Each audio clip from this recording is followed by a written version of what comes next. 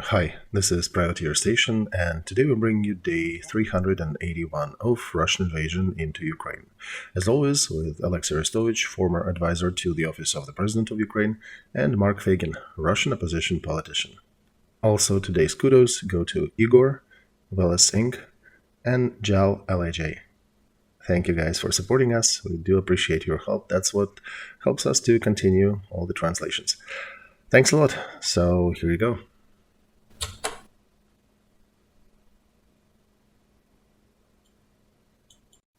Dear friends, glad to see you all on Feygin Live, and it is Saturday, 11th of March. Time is 9 p.m. as Kiev, 10 p.m. in Moscow. We're doing our usual stream, day 381, with Olexiy Arestovych. Glad to see you, Olexiy. Good evening, Mark. Good evening, everybody. As always, I do ask the viewers of our channel to please click the like button, help us promote that stream. Make sure you share links to that in your social media, anywhere you guys converse. And if you are watching us from Russia or occupied territories, you might consider using messengers if it is safe. Otherwise, if it is not, don't do that. I actually have a lot of letters from there saying that people apologize, they don't subscribe because on blog posts and all, they often ask to take their phones out and their subscriptions and their YouTubes and social media is being checked. So you understand, Olexiy, they cannot subscribe to us. Oh, I betcha of those who are checking them, probably half of those are subscribed. Oh, yeah, but they're saying that's because we work, we need it for work. And before the execution, a few years later, they'll be screaming, "Yeah, don't shoot us because see, we've been subscribed to Feygin and Arestovych, you Bandera people." Well, anyway, please subscribe. This is important. We crossed the threshold of 2,080,000, and also to Olexiy Arestovych. He's linked at the bottom, and to Privateer Station if you are listening or watching that in English language, as always. All right, let's start. So it's your call. Do you want to start from the map or from the news, or how do you like? Let's start with the map. All right, let's start with the map. In Kherson, artillery duels continue. We hit their artillery detachments and they keep shelling anything they can, mostly civilian targets. And this is evil. Very often they shoot bus stops and public transport stops. They just shoot without aiming, and very often who dies there? It's mothers, it's families, it's kids. So that's upsetting. In the Zaporozhye part, there is some tactical activity down there. There is no real major movement on the ground. Artillery and drones are being used. A lot of videos where drones drop grenades on top of their heads come from that part. Near Marinka, they once again their annual maneuver, annual attempt or year-long attempt to surround Marinka and Avdiivka. Then, of course, activity around Bakhmut. Evil sayers on their side are saying that they were not pushed back only on the south, but also on the north. Also, according to Russians, they could only capture the eastern side of Bakhmut, and they're very upset that ran into the river, Bakhmutka, and the bridges are blown up, and it's pretty difficult to continue capturing on the other bank. So wait, did they cross the river? No, they didn't. Then how can they pretend that they captured part of a town? Well, they are technically in a little bit of a town, and they are in the north and south. But in the city, in the town, they can't. So, we're just discussing what they're saying. Our command says we've been holding them, still holding, and we're not planning to leave the town yet. In the north, we had a special operation to push them back. So the situation is difficult, but still is under control. Now, let's go further. That motion to Siversk, they tried to cut this one off, and they're failing to move. And as we understand, such a protrusion on the front is definitely a headache for them, because no attacks to Slavyansk or Kramatorsk are possible as long as this protrusion exists. So they need to solve it, And this problem is impossible to solve from the bottom, and from the top, from the north, it also doesn't quite work for them. They're posting videos how they're taking our fortified areas. We see their propaganda dedicating a lot of time for minuscule movements they do there, and we do know the laws of their propaganda. The more they scream means the lesser the advancement. It doesn't work. And near Kupiansk, there is an eternal red arrow there, but they can't really continue that action. So Liman, Kupiansk is slow, Bakhmut is also slowing down, and there is some sort of a tactical pause. Also, some evil tongues are saying they're bringing more troops to Mariinka and to Vuhledar, and soon things will change. But we've been listening to that for several days, and nothing is transferring into reality from that yet. Of course, sometimes they keep shelling Chernigov and Sumy regions. Hasn't been for a while, but yeah, on occasion they continue shooting that. These are regions that border with Russian Federation, so Kharkov also getting shelled daily, or almost.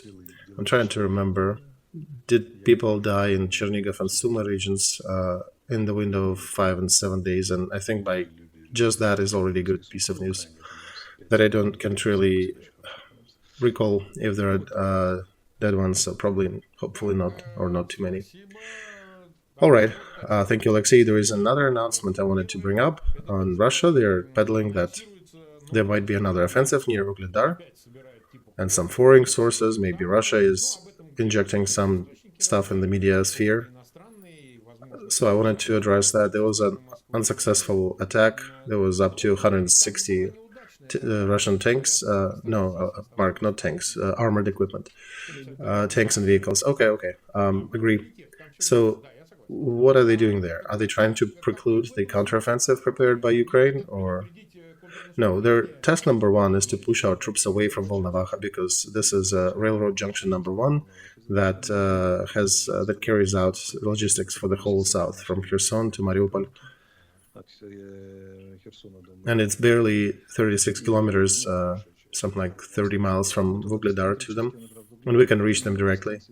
Basically, yesterday we had a good hit there, right at the rail station, and that worries them because their supply chain is being interrupted.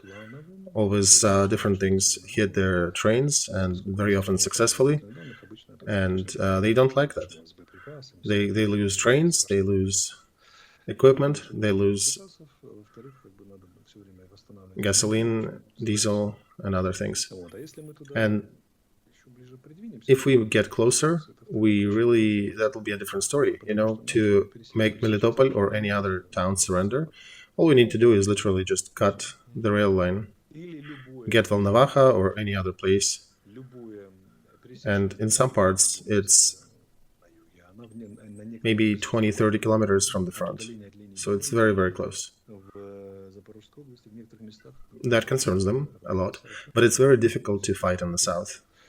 The terrain is difficult, so all their happy gatherings usually end up with something flying on their heads, or like their offensive turning into 160 units of tanks and armored vehicles destroyed. That's a pretty impressive achievement that they unlocked, and if they're going to waste another 100, sure, we'll see.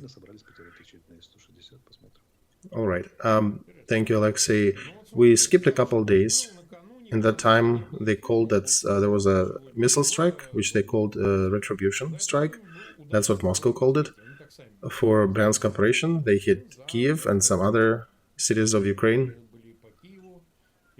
Considering that they used calibers and a variety of missiles, what's the story here with Patriot? The ones that can shoot down some of their type of ballistic missiles. We'll see, as our sources say that 2 batteries are not yet installed fully, so we'll see where they will be. But yeah, it was a combined strike. They used some daggers, kinjals, the supersonic kind of missile, which are not shot downable yet, and some of the ballistic trajectory missiles.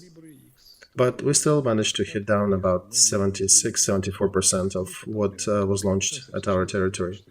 This was not, as we see it, this was not a retribution strike. It was just their planned hit on our energy objects, energy transportation lines. And I think it was a planned attack. They just waited for the United Nations representative to leave, and they're still achieving the same goals or trying to achieve the same goals. The the energy distribution structures are definitely in their mind, and that's what they're trying to hit. We have enough energy producing facilities in the country, but distribution, that's what's in their crosshairs. Also, they recently damaged Zaporozhye nuclear power plant, and it's again transferred itself to diesel to maintain its work. So that's kind of bad practice to start playing these games around nuclear stations. But my reaction to all these combined attacks, they're attempts to break through our interception models and structures. They even used S-300s today, and they actually succeeded in killing 6 people in Donetsk, in the Lvov region, and a couple in the other parts of the country. In general, this is very, what's the word in Russian? Pointless story. First, their goal setting is off. The measures and ways selected to do that are horrible, and the results are puny. So, in all the history of warfare, this is one of the most expensive and dumbest operations. Well, it's kind of good, I guess, that they're idiots. If they were smarter, it would have been much harder for us. All right, Olexiy, let's take a look at Iran. There is some news blips around it. Agency IRNA is telling that Iran signed a document for purchase of 35 Su-35s from Russia. And that's interesting. Where will they get these planes? Because Russia is in need of Su-35s as well, so we don't know when these will be produced or supplied. And American Ministry of Defense, Lloyd Austin, not only him, there was a combined military delegation. They visited Israel, and they were interesting, sharp statements made about the perspectives of Iran being hit by Israel and United States supporting that. They basically said that what I was following, Mark, the statement that was made that Israel is out of other angles of providing pressure on Iran, and America doesn't really have many control mechanisms to do that. So they still have an option to hit Iranian targets on the table, and Israelis are saying that they are watching the situation, and the moment it reaches the threshold, the unacceptable threshold, because Iran continues to enrich the uranium, and there are questions asked if anybody is helping them to do that, anybody from the north. And they're saying that if Iran will get closer to actual developing the nuclear weapon, there will be military actions, and they will quell this fire down if something happens there. It would have been much worse if Israel and states would try to negotiate with Iran at this point. They would babble something about that. But no, they're a very strong and sharp position.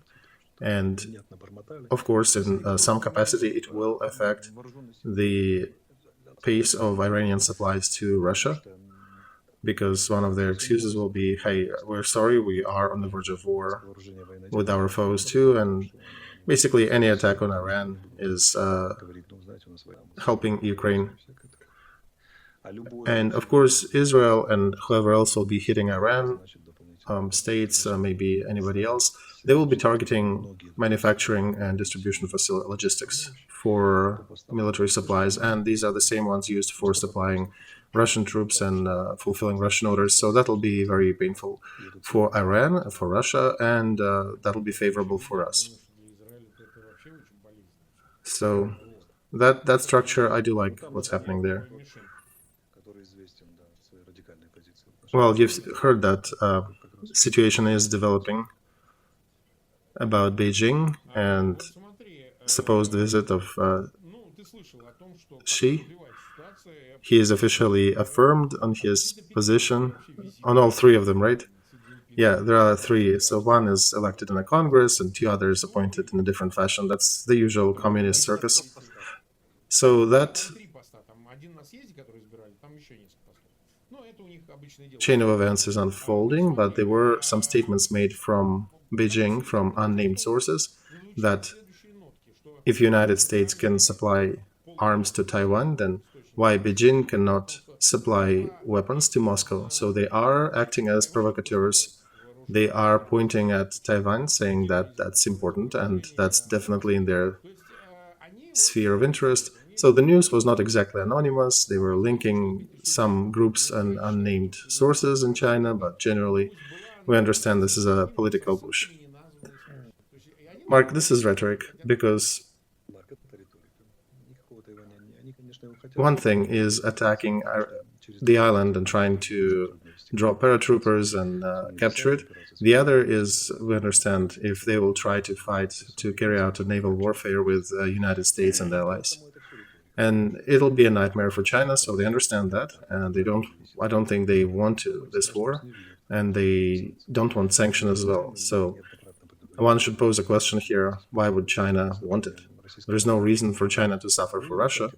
If Putin's Russia had a chance to win, then maybe they could have supplied it to maybe sit down at the table of victors. But they haven't done that even when there were some chances. Now Russia has lost that fight. And after they made a statement that they're for peace and they support territorial integrity, but there is some contradiction here. So they do support territorial integrity of Ukraine, but then they are threatening that they might supply some weapons to break that integrity, right? So the logic doesn't quite work there. And unlike Putin, Chinese are a little more logical. They can threaten things, but you cannot really supply factually the country that is attacking territorial integrity of other countries. Because otherwise, territorial integrity of China with the same Taiwan becomes a question too. If Crimea can be annexed, then Taiwan can be annexed too from China. So I don't believe that China will supply any arms. There'll be rhetoric, there'll be threats, they'll be playing their card. And an interesting angle here is that sanctions continue to be implemented. And Blinken spent an hour and a half in the airport when he was visiting Central Asia. He spent some time in Turkey. And he did talk about sanctions and some gray schemes that were existing in Turkey. And then all of a sudden, there were some Turkeys experiencing some IT issues with systems that were used for these gray schemas to supply Russia with sanctioned goods. So, something happened. And also Europe turns to other countries saying that please do not sell computer technologies and other dual designated goods that can be used for military supplies to Russia. And whom are they addressing? Of course, Saudi Arabia and Turkey. And at the same time, America is turning to Africa and appealing to them, saying that their interests are much more aligned with Europe and the United States than when cannibalistic regime of Mr. Putin. And we understand that Putin is definitely trying to get some supporters in Africa to make sure that there are some votes in his favor from African continent, so drastic resolutions cannot be adopted in the United Nations. So the United States is addressing that and saying that, guys, do not go this way, you don't need that. You'll have much more beneficial future if you work with us instead of them. Because, sanctions and other things. Of course, does China need that? No, they don't as well. And by the way, even Orban from Hungary came out and said that Hungary needs to think and reconsider their relations with Russia. They need to prepare that these relations may become very difficult and may not be repaired for a while. And this was one of three countries in Europe that had a special position to Russia, towards Russia. It was Hungary, Serbia, and Austria. Austria came to its senses real fast, especially when they started looking for corrupt elites that were real good friends with Putin. Serbia came back to its senses rather rapidly. Yesterday, I saw an interview with the Serbian president who was saying, "We're not supplying arms to Russia. No, that's not us. If somebody bought from us and then sold to Russia, maybe, but we cannot control that." And now Orban is also folding. So we can see that European Union and NATO members found a way to negotiate with the most stubborn in their midst, the ones who wanted to maintain special relations with Putin's regime. And with that, there are also a few warnings to the countries carrying out grey schemas and safe harboring Russian money and Putin's resources. Borrell came out and said that European Union is technically at the bottom of all the sanctions they can officially apply on Russia, but now they will concentrate on cutting and shutting down the gray routes of supply to Russia. And we understand they do exist, and a lot of goods are being supplied through these channels. So now they will be addressed. I am privy to some of these channels. I have testified on a few occasions, and I understand that there's a lot of things being supplied, I know, but if we manage to shut that lid down, that'll be painful for Putin and his regime. And it's different companies there. It's European, it's Americans, and some other third countries, third parties. But it's achievable. It's just a complex process. Usually, an intermediary country buys these goods for Russia and then sells it, resells it to Russia. And that's what Europe and the United States are concentrating on, to make sure that these channels are not growing, that they block the existing ones, and they make it very painful for the others who might still be evading to continue their activity. And they'll start having issues with microchips and more strategic elements in Russia. So I don't think they will even be able to dream about building those missiles that they're still hitting Ukraine with in a few months. And one also needs to understand, so Russia recently, it came to news, Russia recently asked for several 100,000 food rations from China. Right, they don't have anything to eat, exactly. So, yeah, that just tells you where they are economically. And China also was buying a lot of other military equipment from Russia before, so they might even consider selling some of it to Russia, but again, with current restrictions, they probably won't. And recently there was another interesting piece of news. Indian news agency published that they might return some of the tanks, some of the T-90 tanks they purchased, and they can bring some of those to Ukraine. And Russian stats came out, and they said that the number of people living below the poverty level is at about 11%. This is the country that made super profits on energy sources, and it's always amazes me. Every 10th Russian generally is beyond the poverty line. In the country that is rich, enormously rich, and was making super profits for tens of years. Where are you going? Why do you need Zaporozhye? Why do you need Donetsk? Why are you destroying Mariupol and trying to rebuild it when every 10th in your country is beyond the poverty?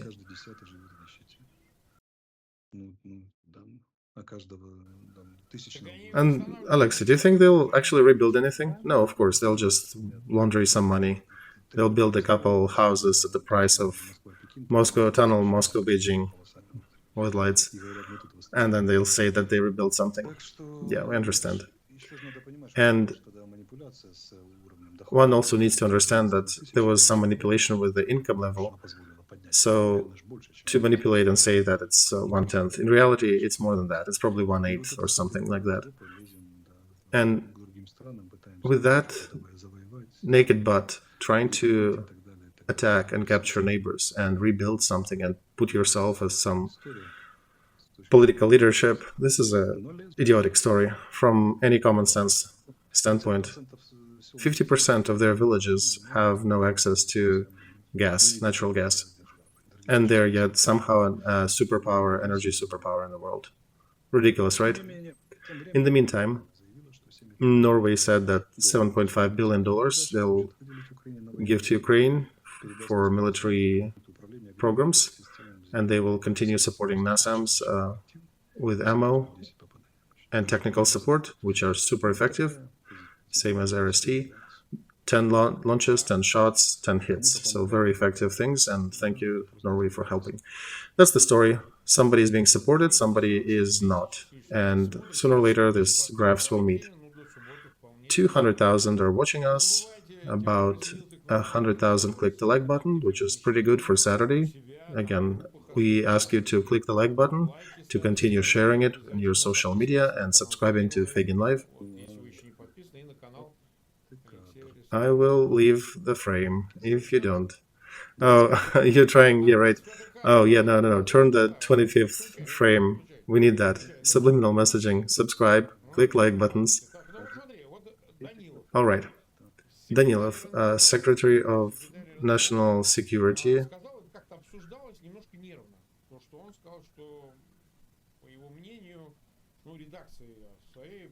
It was discussed actively, and his statement that he mentioned a bit nervously that half of people in Ukraine agree to some peace talks. Is that true? What's your position on this? Can it be that some people are tired with war and they are moving slowly to that? Mark, we have a ton of people who want peace talks, practically everybody, but only on one condition: when there is not a single Russian soldier on our territory.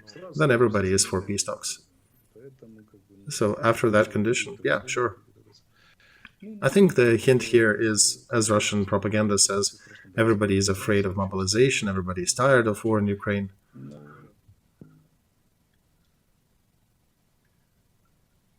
Let's say, okay, imagine.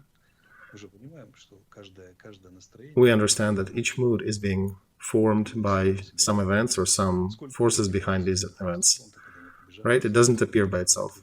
How many months there were no grand news from the front, good news? Several months, right? Since November, last good successful counteroffensive.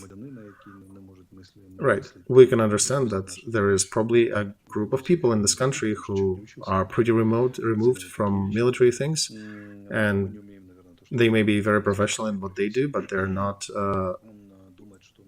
fluent in these military questions. And they may consider that something is pretty grim or there is no perspective.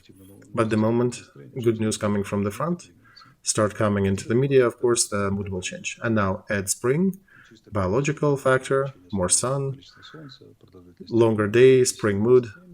I think we'll be all right, even if somebody is getting a bit upset. And what is it, upset? Recent questionnaire said 89% of Ukrainians ardently support the idea that we will continue fighting even harder, even if Russia uses nuclear weapons.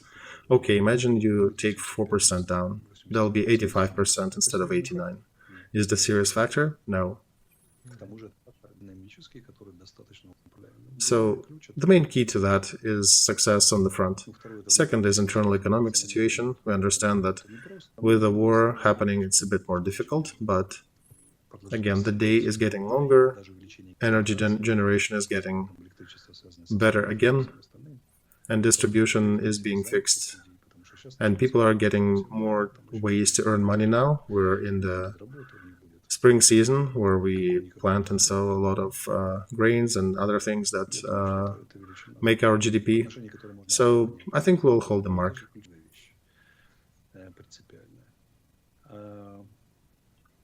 And another question is, peace talks, what is it about? What's the topic of peace talks? He did not clarify that exactly. That needs to be researched better because we don't understand what exactly do they mean under that statement. Perhaps people do mean that the whole country should be liberated militarily and then maybe sit down and discuss Crimea. There are tons of different ways. So that phrase, the number of people supporting peace talks is growing, it's a very nebulous statement. It's hard to put in brackets. Personally, from my experience, I'm not meeting anyone who is for peace talks. Again, I understand this is it's a limited selection, but it's still a selection. I haven't seen one. So everything will depend upon that spring, how it will unfold, how will our counteroffensive go. Any success on the front will be converted immediately into growing support. And frankly, I doubt that support dropped as much as somebody said. It doesn't really get to 65% roughly.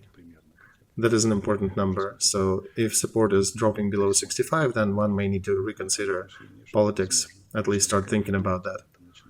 There is still a huge gap between upper 80s and 90 and that number. And of course, support from the West and the allies does help. It will continue, it will increase, it is increasing, it is continuing. Another important thing is that we are not alone. We're not standing here alone, and the world is with us.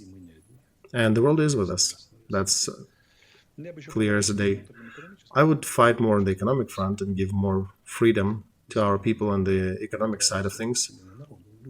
But that's our usual problem that perhaps deserves 3 different streams. God knows, Olexiy, we might even go there and explore that. Oh, by the way, did you see Prigozhin with his other video when he was recording on the rooftop and his guards, his bodyguards were telling, please step away from the edge. Something may hit and explode and you're risking your life there. So it's his way of toying with it.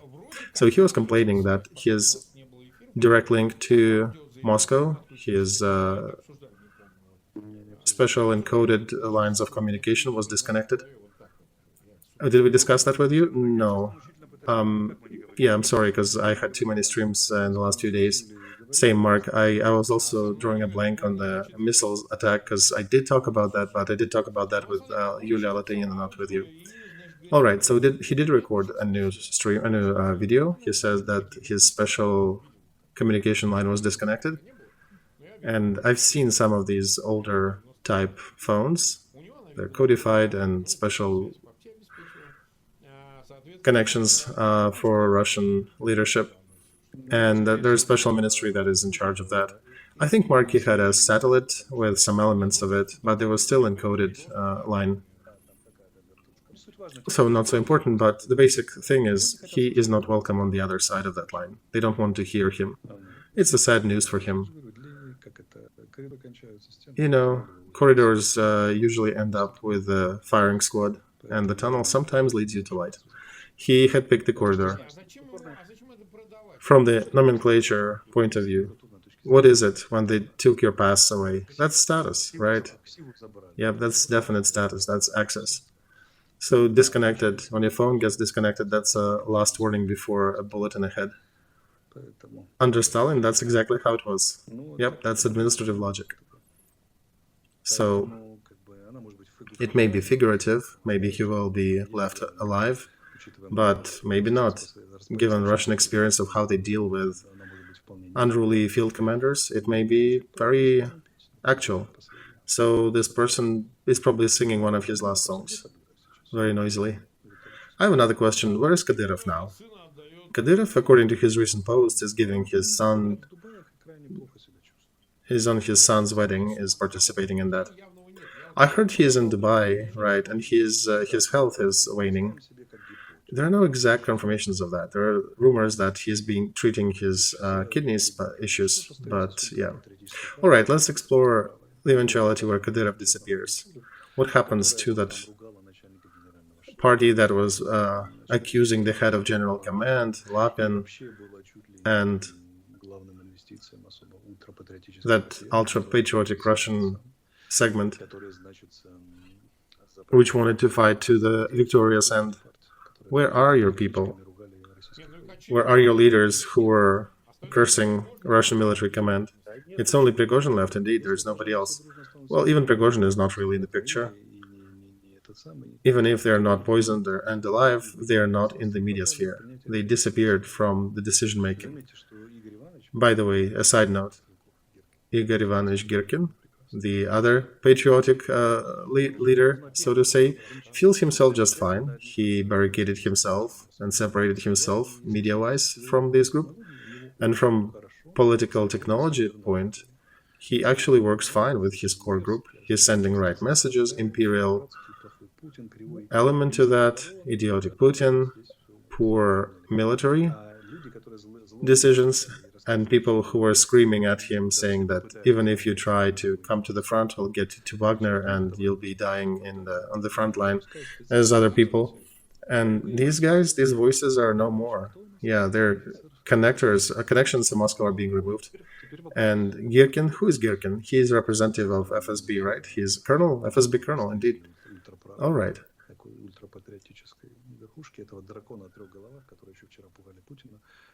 So, who is behind that special head of Russian Hydra that was scary to Putin? You know, Kadyrov, Prigozhin, and that group? Even Zolotov is off the radar for now, who was part of that. So, one can probably congratulate FSB and Igor Girkin directly, and probably send condolences to that third head of a Hydra, which was worrisome for a while. So I have a question. Are they preparing their people to peace this way? That they cut off their own super active militaristic head? Not that we will come to a table and agree with them, but they're literally shutting down the ultra-patriotic side of their supporters. The ones that wanted to continue fighting by any means necessary. The ones who will be screaming that you lost, you sold, you agreed to. So I'm just putting that as a working hypothesis, that may be a sign of preparations.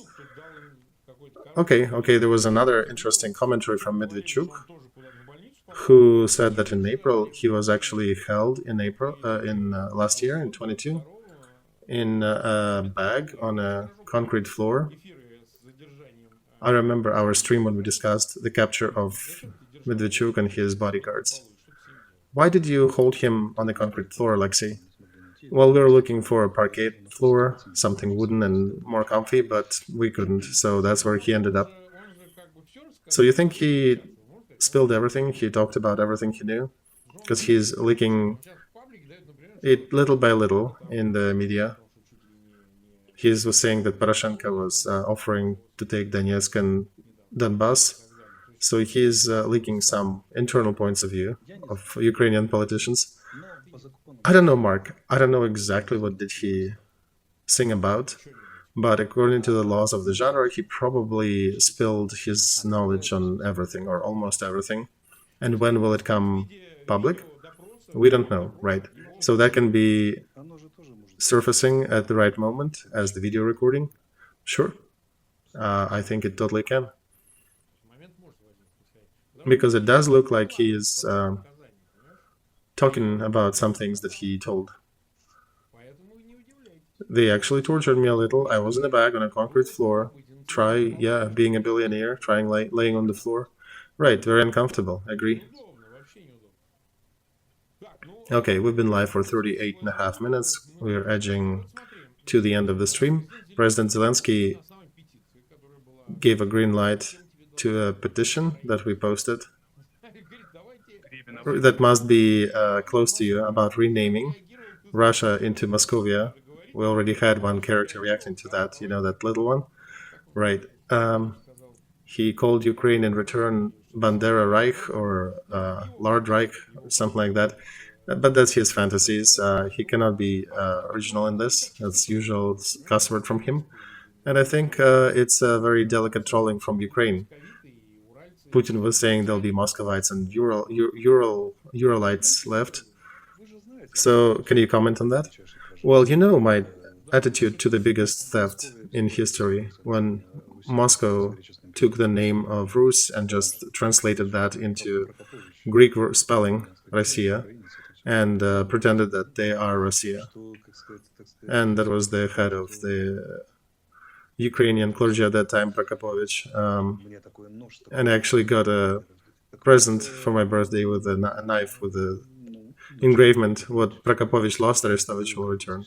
So, as Confucius said, it starts with names. So I'm for it. Yeah, I generally support. So Russia will become Moscovia on your maps, right? And what will be Ukraine? I think right now we'll stay Ukraine, and maybe a bit later we can add Rus to that. So they may be Rus, Ukraine, or Ukraine, Rus. See, like in the canonical church documents, it says Rus, Ukraina. Moreover, we have a federal holiday connected to that. The baptizing of Russia, the full name of that is the baptizing of Russia by Ukraine. And this is our historic fact. In Lvov, there is still Russian street, Rus street. When Polish-Lithuanian country was growing and they were adding the eastern lands, they were calling Russian Getmans. Both guys who are representing different political forces on the east were called Ukrainian, were called Russians. So we have historical references. It's just some people are not really familiar with that, and others are a little shy. So we can start with renaming Moscow country in what it was, and the next step will be returning our own historic legacy. And people can treat that, I think, Olexiy, as trolling indeed, but self-namings, which were competing, these events happened before, and they were huge problems. Probably one of the last biggest examples was Macedonia, which had to rename itself into the Northern Macedonia because Greece had questions to them. Oh, we don't even need to go far. How many times Russia was renamed in the 20th century? At first it was what? Russian Empire. Then it was a republic in 1917 with a temporary government, yes. Then it became Russian Soviet Federal Republic. Then it became Soviet Union. Then it became Russian Federation. So, yeah, we can rename it sixth time. No big deal. We can even call it reinstatement and removing of historical mistakes. And even if to take Putin's speech before this war, he didn't really outline economic or other political reasons. There were meta-historic reasons that he highlighted. So we can address that. There are two people really taking that seriously. His speech, it's Putin and myself. And there are people saying those who are criticizing, no, it's about economy or something else. Nobody believes these meta-historic stories. I will answer, yeah, he does believe these meta-historic stories. And maybe if it is the main reason, we should address that. We should cut it at the root. Why are we fighting the symptoms? Let's address the root. So you think this is a conversion of symbolic into political? Oh yeah, symbolic capital is worth a lot. That's what the fight is going around. Let's convert it into political and make it an actual political agenda. Symbolic capital joins people in groups, and the group can behave politically after that. So this is a very natural move. You convert symbolic into political and political into symbolic. It's just, people are shy and sometimes try to talk about other things. They're saying, well, these pseudo or meta-historic fairy tales are maybe not so important. Let's talk about taxes and GDP. But what unites us? When we talk about GDPs and all these economic factors, that's the symbolic capital. We're interested in that. So we can convert that to other symbolic questions. And this is important. It will bring the question of self-identification and positioning oneself on the world map.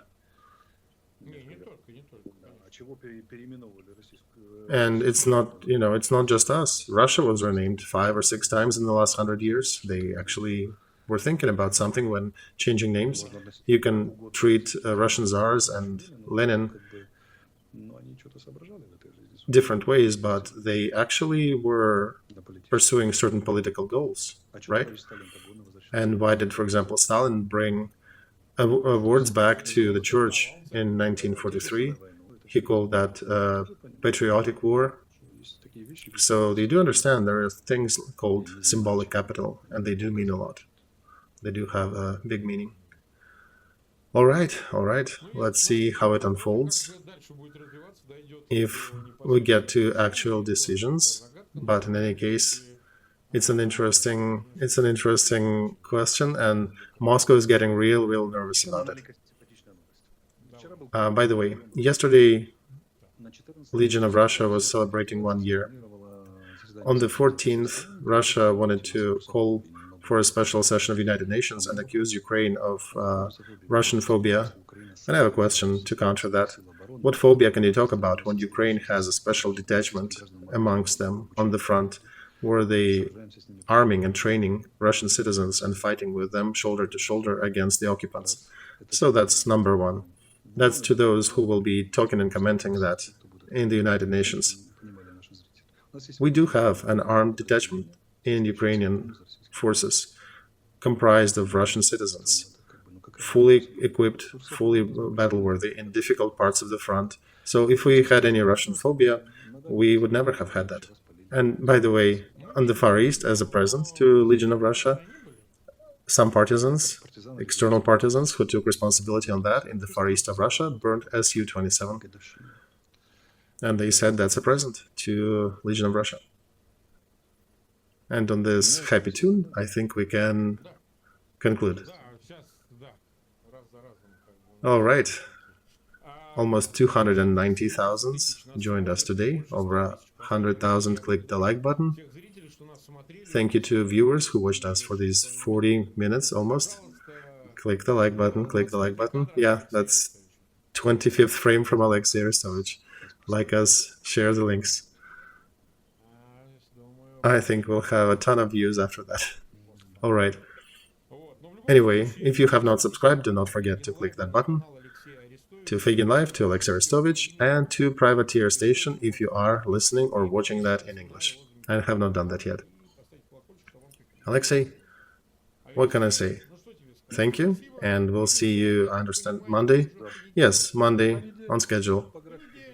All right. Everybody come back on Monday, 9 p.m. Kiev, 10 p.m. Moscow, and in the West, it'll be in the morning on Tuesday. Thank you, everybody. Thank you, Mark. Thank you, Kostya. Thank you, viewers.